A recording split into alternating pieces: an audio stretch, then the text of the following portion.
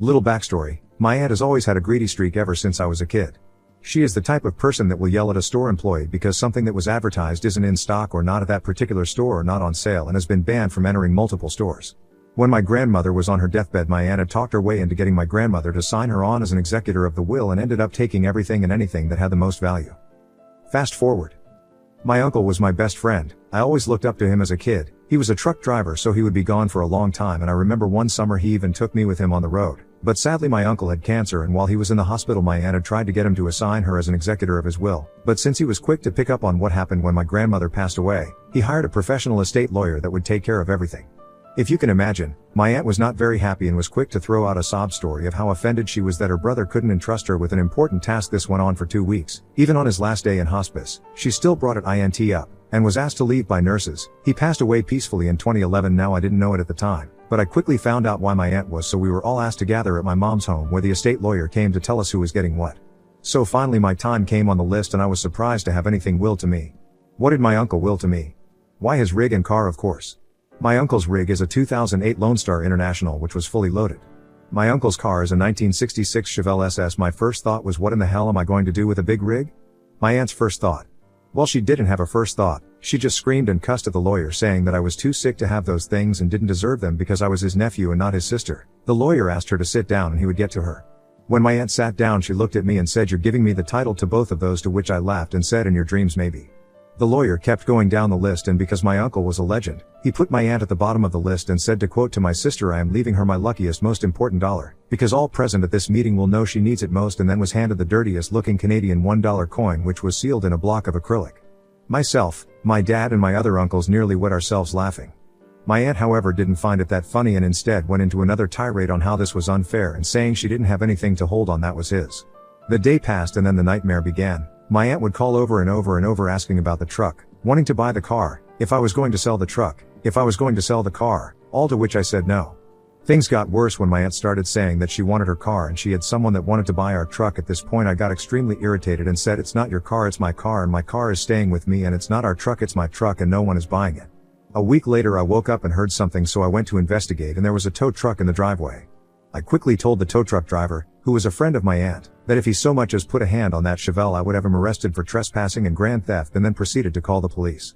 Cops showed up and I told the police officer my side of the story. Then he went to my aunt and the conversation went like this. "Cop, ma'am, can you tell me, is this your car?" Aunt: "Yes it is." "He just won't give it to me." Cop: "Ma'am, do you have the title of the vehicle?" Aunt: "No, I do not. He won't give that to me." Cop: "Well, ma'am, I looked at the registration and title of the vehicle and he is listed as the owner of the vehicle. That vehicle is legally not yours, and having it towed could land you and your friend prison time for auto theft." Aunt: "Well, I think I am the one who should get the car because he can't even take care of himself." Cop: "Ma'am, it doesn't matter what you think. What matters is legal ownership, which you do not have." A week later my aunt had attempted to take me to court for the car, which the case wasn't even put before a judge. My aunt refiled the claim again. It went to court, and once I provided a copy of the will, title, and registration, the judgment went in my favor and my aunt was forced to pay my court costs after dismissing my aunt's claims with prejudice, meaning she can never file that lawsuit again. Then tragedy struck again. This time a great uncle passed away. I was on the will. Again. Can you guess what was left to me? A new car. My great uncle's 1967 Chevrolet Impala SS, which he restored himself. My great aunt, his widow, was thrilled that I got it, but the mood was quickly soured when she realized that my entitled aunt, her niece, really was not thrilled that I got it. This time she stepped it up a notch and skipped the screaming and complaining and instead went to scheming. 3 days after I took possession of the Impala, she rented not just one flatbed, but 2 flatbeds. She managed to get the Impala onto the flatbed and sped off, leaving her boyfriend behind, attempting to get the Chevelle on his flatbed as quickly as he could while I stood by on the phone with police. Police quickly caught up with my aunt and arrested. Her boyfriend was arrested in my driveway and soiled himself in the process.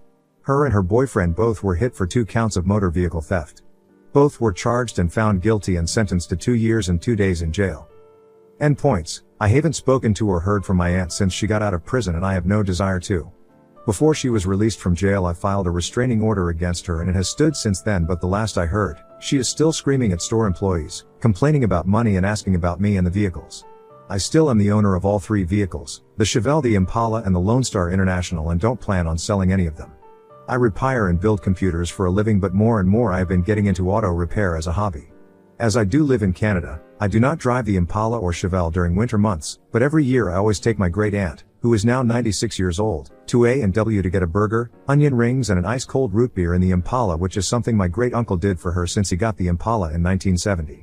A very good friend of my uncle's whom now owns a business actually rents the Lone Star International from me. He promised me that he would not get a single scratch or spot of rust on any single part of it, and to this day that Lone Star looks factory new and has been all over the world. The guy that rents the truck even continued doing a little tradition my uncle did, which was to get a decal on the truck of the state/Provence/territory flag of F to the places the truck has visited.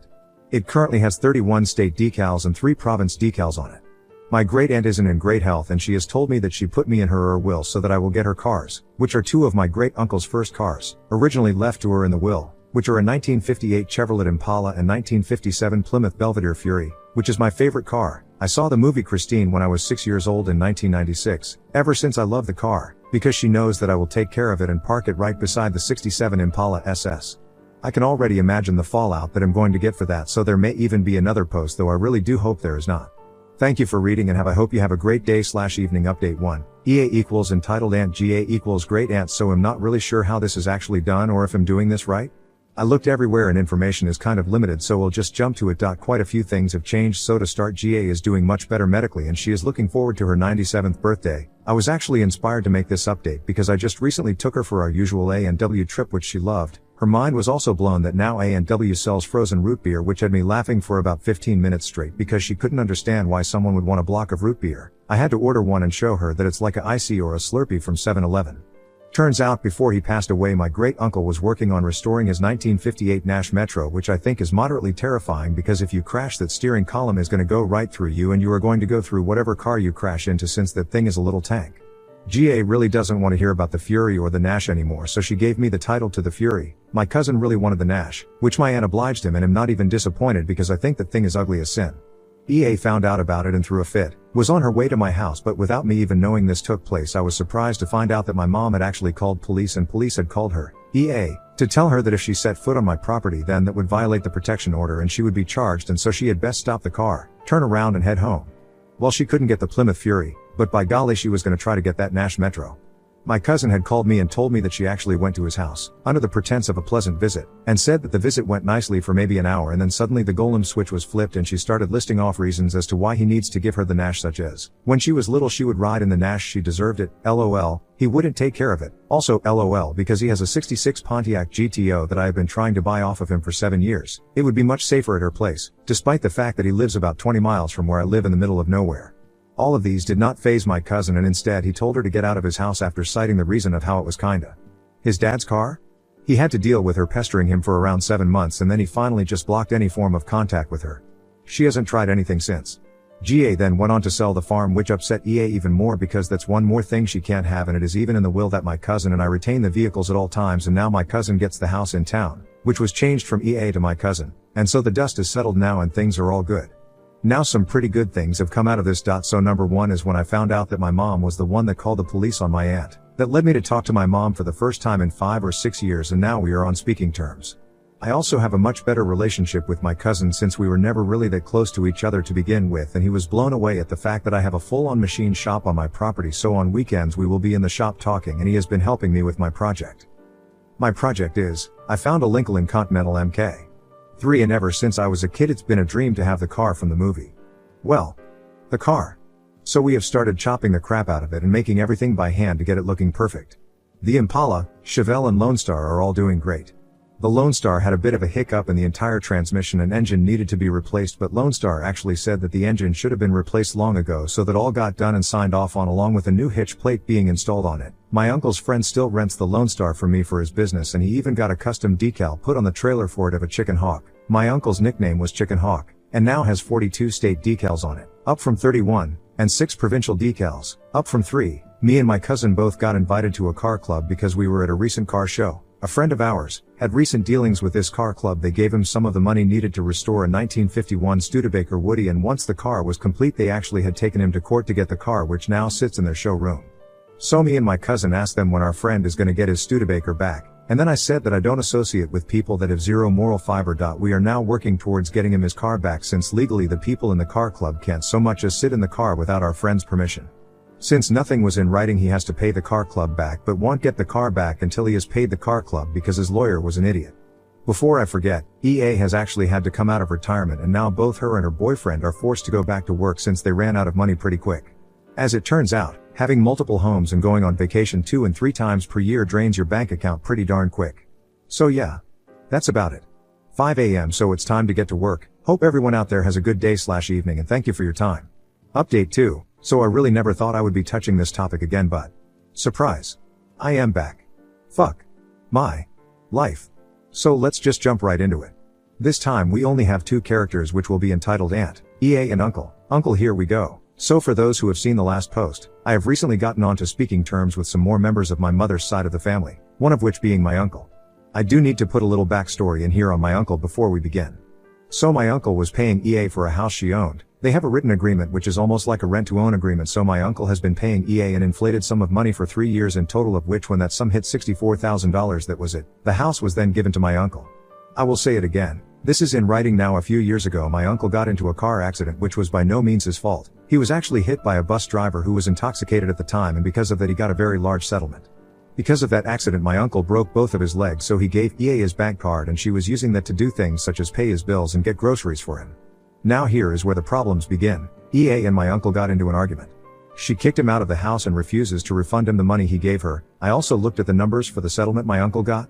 Out of $977,000 by my count, only $125,000 was actually spent on him. So by my count my aunt has stolen a little over $1 million from my uncle, adding on the money given for the house which was never returned. I expected this, but I never in 1 million fucking lifetimes expected this amount. Like, this isn't slap on the wrist kind of money, this is big trouble, big bad kind of money. I am fucking livid. I haven't told my uncle yet because, to be honest, I don't know how the fuck to tell him. How the fuck do you tell your uncle, yeah, your sister stole $1 million from you? Also factor onto that my uncle is a recovering alcoholic. He still drinks here and there, but he doesn't get blackout drunk like he used to. But he is working for a friend of mine who I told very directly, if you smell alcohol on him, send him home without pay. So I really don't want to tell him and have him go on a downward spiral. I honestly have no idea what to do. I know that I have to tell my uncle this, whether or not he chooses to pursue it. He won't have a choice because this isn't right. I will make him pursue it and I will give him my lawyer and pay for it. Do I even go to a lawyer for this? So, anyways, I just had to put this out there. It is kind of vague. For that I apologize, but for the time being this is all the information I have. Thanks for the read. We'll give another update when I get this bullshit sorted out, and have a nice day/evening. Update 3. So this is a pretty big update. Buckle up. I really did not want to tell my uncle on the weekend of Thanksgiving, cause Canada, so I opted to wait till Monday since it was a long weekend. I got my lawyer at my place, I got my uncle at my place, sat my uncle down and I put what I found in front of him. He asked what it all meant, and so I had to tell him that the total sum of $977,000 plus is missing and is what EA stole from him. He broke down, couldn't comprehend why she did it. Aside from that I would say that he handled it fairly well, and even he didn't know what to do, so my lawyer explained it. In Canada this goes down as financial abuse, and there is good reason for that. Since my uncle gave EA his bank card and PIN number in good faith, expecting that she would use it only for the purpose of paying his bills and getting him groceries, the fact that she withdrew money without him knowing is what brought that to light.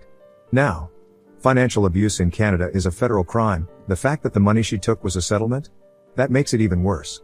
This is where it gets complicated. Because of the amount of money, this isn't a civil matter. My uncle agreed to take action, and so what we had to do is get not only the provincial government involved but also the federal government involved. One thing about agencies? Sometimes they work good together, sometimes not. We met up with representatives on Wednesday, 11th October, they explained how things would be done, what to expect. Yesterday, 12th October, EA and her boyfriend were arrested and charged. Both refused to speak without the presence of an attorney, which is their right. EA tried to call my uncle but wasn't allowed to, so she called my mom and tried to tell my mom that it was all bullshit. I was lying, my uncle was lying, she took care of my uncle, he never paid for the house, she never took anything. Went into detail as to how much of a burden I was on the Family Act. So they already had a warrant to search EA's house. They did find some of the money. The advisor told us that usually when people steal a large sum of money they do something called squirreling, where they will stash the money away in a mattress, under floorboards, in walls, door panels act. In this case they found upwards of $87,000 stashed in airplane carry-on bags. So far, at this time, keep in mind that they are still searching, but in order to do certain things, such as cut holes in floors and walls, they do need different warrants for that. All of EA's bank accounts have been frozen. They have people looking into every single transfer and transaction she ever made. They also flagged my cousin's bank accounts and her grandchildren's accounts, pretty much anyone that got money from her. Their accounting for the last 5 years is going to be gone through with a fine-tooth comb and a microscope. The way my lawyer explained EA's situation is this: the more money they get back, the better it will be for her, but both her and her boyfriend are still in jail saying they didn't take shit, so maximum they are looking at 7 years in prison. Minimum 3 years in prison, plus they will have to pay reparations not only to my uncle but also the government, because the federal government most definitely will be charging her with some sort of fraud/tax evasion. Which I think is a fucking joke, because when I was 17 I was in prison, turned 18 in prison and got 2 years plus 287 days of probation, house arrest, for multiple assault charges, but that's just my opinion. 7 years for stealing almost $1 million is fuck all. I did make a statement detailing how this whole situation came about and how I found what I found, so that will be used in court, but at this point this is where my involvement ends. My uncle is doing okay. He is doing a few home improvement projects making shelves act. So I told him that if he wanted to use my shop he could, and he has taken me up on that offer, which is good because it keeps his mind off of the whole situation, and I have also noticed that he also doesn't drink as long as he is busy. I will try to keep this updated as best I can, but at this point it really is just a waiting game. EA's side of the family is, of course, defending her, so once again I have become public enemy number 1, but my mom, uncles and especially my great aunt are not in her corner this time around. So for the end of this I just wanted to go through a little bit of a timeline just for a bit of a recap, and it will also fill in some holes. So 2018 was when my uncle had his accident. From 2018 to 2020 is when EA had access to his banking information. 2020 is when EA had also kicked my uncle out of the house he was renting from her in a written rent-to-own agreement. At the same time EA had also sold her house in the small town I grew up in, which was 3x larger than and in a much better area than the house she was renting to my uncle is. After that took place they didn't speak to each other for almost 2 years. Fast forward to 2023, my uncle wanted me to go over his funds just to get a head start and see if he could get any more money on his 2023 tax return, which is when I found out that around $825,000 was missing out of the settlement he got and around $100,000 was accounted for, which now leads us here. My final thoughts on the situation. I honestly do think that EA did plan this from start to finish, from selling her house to kicking my uncle out simply because she just wanted to take more, and that was the only way she saw where she could take more, and that left my uncle damn near homeless. Do I wish it happened this way? No, I don't, but I also think at the same time this needed to happen. Hopefully now EA will actually begin to understand what kind of harm materialism brings you all because of the fabricated perception of status it brings some people. Thank you for taking the time to read. Have a good day/evening.